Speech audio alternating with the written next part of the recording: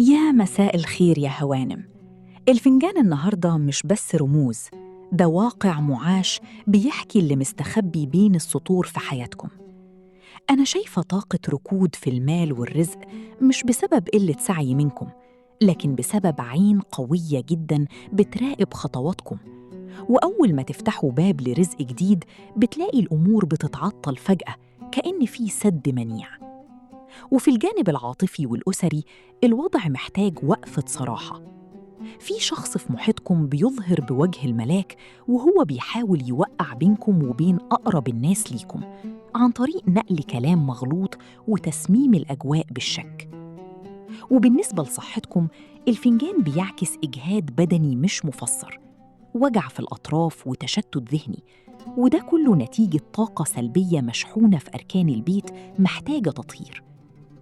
لكن الخبر الحلو اللي الفنجان قالهولي النهاردة إن في انفراجة قريبة جداً في مسألة قانونية أو ميراث كان معطل حياتكم. الشخص اللي كان بيستنزف طاقتكم ومواردكم الفترة اللي فاتت بيبدأ ينسحب من حياتكم تدريجياً.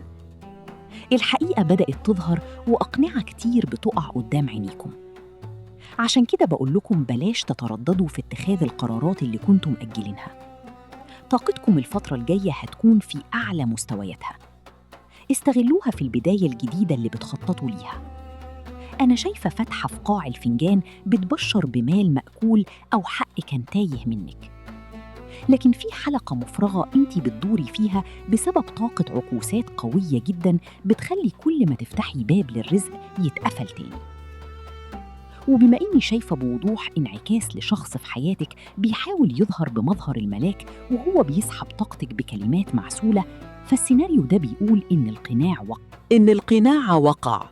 أنا شايفة وضوح تام في رؤيتك الفترة الجاية لكل من تلاعب بمشاعرك أو حاول يوقع بينك وبين شريك حياتك بأسلوب غير مباشر. وبعيداً عن العاطفة، الفنجان بيصرخ بوجود عين قوية على صحتك الجسدية. وجع الأكتاف اللي بتحسي بيه ده مش تعب عادي، ده أثر طاقة سلبية محبوسة في البيت. والحل زي ما الرموز بتقولي إنك محتاجة تطهير لمسارات الطاقة في بيتك. ابدأي بفتح الشبابيك وتغيير ترتيب الأثاث، وشعلي بخور لكسر طاقة الحسد. فيه انفراجة جاية في ورق أو قضية كانت معطلة حياتك.